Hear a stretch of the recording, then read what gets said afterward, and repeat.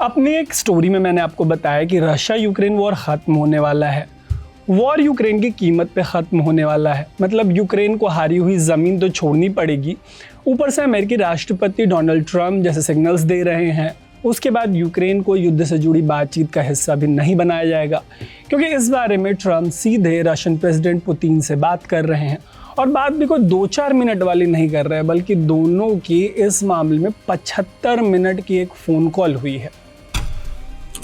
ऐसी बातचीत के बाद चाइना तनाव में है। चीन के टेंशन में होने वाली बात कोई क्लिकबेट नहीं है, मतलब हम आपके सामने कुछ बढ़ा चढ़ा के पेश नहीं कर रहे हैं जो यूजुअली होता है चाइना का नाम आते ही इंडिया में। दरअसल चीन के टेंशन में होने के पीछे का एक बड़ा कारण है, और ये कारण रशिया है। हम इस पर भी बात करेंगे कि आखिर रशिया यूक्रेन वॉर ख़त्म करवाने के मामले में चीन क्यों चौधरी बनना चाहता है। इस पर भी बात करेंगे कि ट्रंप और पुतिन के फ़ोन कॉल को लेकर चीन में क्या माहौल है। लेकिन इन सब को समझने के लिए आपको कॉन्टेक्स्ट देना ज़रूरी है। आपको पहले रशिया और चीन के रिश्तों को समझना होगा। आज की डेट में दोनों देशों के बीच जो रिश्ते हैं वो बहुत गुलजार हैं, लेकिन एक समय वो भी था जब रशिया और चाइना दोनों के बीच बहुत तनातनी हुआ करती थी। तनातनी की वजह वही बॉर्डर रहा है जिसकी वजह से इंडिया और चाइना के बीच हाल के दिनों में कई बार झड़प देखने को मिली है। हालांकि चाइना और रशिया ने मिलकर अपना बॉर्डर का जो डिस्प्यूट था उसको रिजॉल्व कर लिया। बॉर्डर विवाद सुलझाने के पीछे भी एक बड़ा कारण था। कारण ये कि एक तरफ तो सेकेंड वर्ल्ड वॉर के बाद रशिया दुनिया की दूसरी सबसे बड़ी ताकत बन के उभरा। हालांकि 1989 में बर्लिन की दीवार गिरने के बाद रशिया की ताकत कमज़ोर होती चली गई। ये इतनी कमज़ोर होती चली गई कि इसकी अर्थव्यवस्था इतनी हद तक चरमरा गई कि रशिया एक इकोनॉमिक पावर नहीं रह गया। बावजूद इसके अमेरिका के बाद रशिया दुनिया का दूसरा सबसे बड़ा डिफेंस पावर बना रहा, और काफ़ी हद तक आज भी है। वहीं दूसरी तरफ 1978 में अपनी अर्थव्यवस्था के दरवाजे पूरी दुनिया के लिए खोलने वाला चाइना तेज़ी से एक बड़ी अर्थव्यवस्था में तब्दील हो गया, और आज की डेट में वो दुनिया की दूसरी सबसे बड़ी इकोनॉमी है। ऐसे में लंबे समय तक बॉर्डर को लेकर एक दूसरे के सामने रहे रशिया और चाइना को समझ आया कि दोनों देश एक दूसरे से वॉर अफोर्ड नहीं कर सकते। फिर 2005 में दोनों ने बॉर्डर विवाद सुलझा लिया।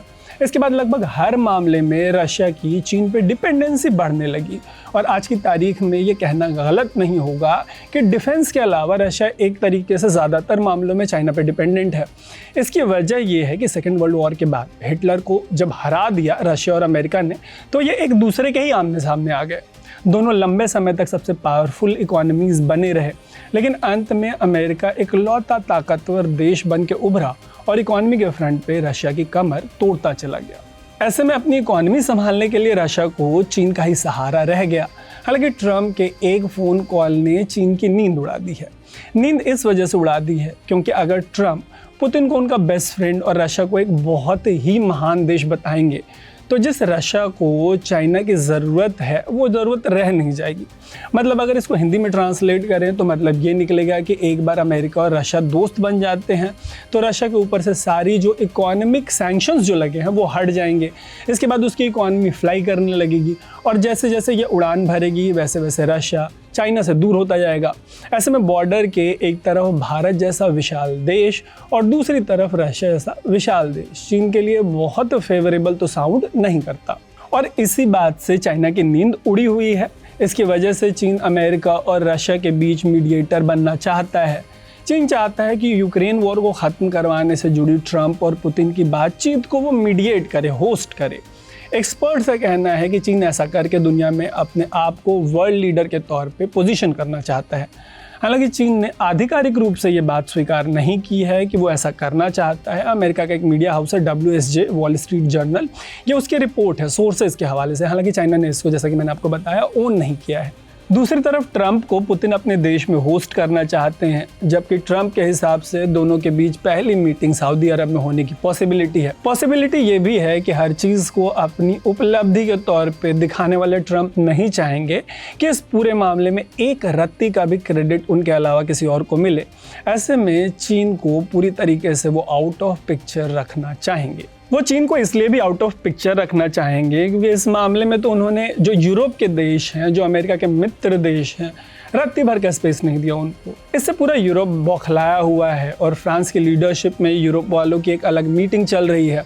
मीटिंग इसको लेकर चल रही है कि आखिर बिना यूरोप के जो ताकतवर देश हैं वहाँ के, उनको कंसल्ट किए बगैर ट्रंप कैसे यूक्रेन के ऊपर कोई फैसला ले सकता है, इसको सबके ऊपर थोप सकते हैं। इस वजह से यूरोप अमेरिका से मुंह फुलाकर बैठा है। दूसरी तरफ चीन फेस वैल्यू पर तो प्रिटेंड कर रहा है कि अमेरिका और रशिया के बीच हुई बातचीत से वो खुश है, लेकिन चीन के स्कॉलर्स का कहना है कि ऐसा करके ट्रंप रशिया और चाइना को एक दूसरे से दूर ले जाना चाहते हैं। ऐसे में यूक्रेन को लेकर अमेरिका और रशिया के बीच में जो भी फैसला होता है उसकी छाप न सिर्फ रशिया यूक्रेन वॉर पे पड़ेगी, बल्कि इस युद्ध की समाप्ति के बाद यूरोप के साथ अमेरिका के रिश्ते और चीन के साथ रशिया के रिश्ते हमेशा के लिए बदल के रह जाएंगे। और अगर रूस चीन से दूर जाता है तो इसका सीधा फायदा भारत को मिलेगा। ये तो रही मीडिया रिपोर्ट्स और ऑफिशियल रिएक्शंस, एनालिसिस पर बेस्ड स्विच की एनालिसिस। कमेंट करके आप बताइएगा कि इस पूरे मामले पर आपको क्या लगता है। बाकी ऐसी ही स्टोरीज के लिए स्विच को फेसबुक, यूट्यूब और इंस्टाग्राम पे फॉलो और सब्सक्राइब जरूर कर लीजिएगा। देखते रहिएगा स्विच। मेरा नाम है तरुण।